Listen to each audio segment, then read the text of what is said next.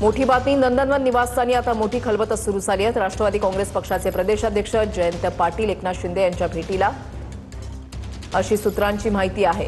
जयंत पाटील यांच्यासोबत जितेंद्र आव्हाड देखील असल्याची माहिती आहे। राष्ट्रवादी काँग्रेस पक्षाबद्दलच्या अनेक चर्चा सुरू असताना राष्ट्रवादीचे वरिष्ठ नेते शिवसेनेचे मुख्य नेते एकनाथ शिंदे यांच्या भेटीला आलेत। उपमुख्यमंत्री एकनाथ शिंदे यांच्या शासकीय निवासस्थान नंदनवन या ठिकाणी ही बैठक सुरू आहे। मागील अर्धा तासापासून ही बैठक सुरू असल्याची सूत्रांची माहिती आहे। गिरीश गायकवाड आमचे प्रतिनिधी अधिक माहिती देतील। गिरीश, नक्कीच वृषाली, आपण पाहतोय महाराष्ट्राच्या राजकारणामध्ये आणखी एक महत्त्वाची अपडेट समोर येते आणि ती म्हणजे नंदनवन निवासस्थानी आता राष्ट्रवादीचे शरदचंद्र पवार यांच्या पक्षाचे प्रदेशाध्यक्ष जयंत पाटील एकनाथ शिंदे यांच्या भेटीला दाखल झालेले आहेत। जयंत पाटील यांच्यासोबत जितेंद्र आव्हाड हे देखील असल्याची माहिती सूत्रांकडून मिळते आणि राष्ट्रवादी काँग्रेस पक्षाबद्दलच्या अनेक चर्चा ज्या पद्धतीने सध्या सुरू आहेत की पक्षात भाजपमध्ये महायुतीमध्ये हे सगळे सामील होणार आहेत का शिवसेनेमध्ये सामील होणार आहे अशी चर्चा सुरू असताना राष्ट्रवादीचे वरिष्ठ नेते हे शिवसेनेचे मुख्य नेते एकनाथ शिंदे यांच्या भेटीसाठी दाखल झालेले आहेत। जवळपास 40 मिनिटं झालेली आहेत आणि त्यांच्या शासकीय निवासस्थानी बैठका ज्या आहेत त्या सुरू असल्याचं बोललं जात आहे।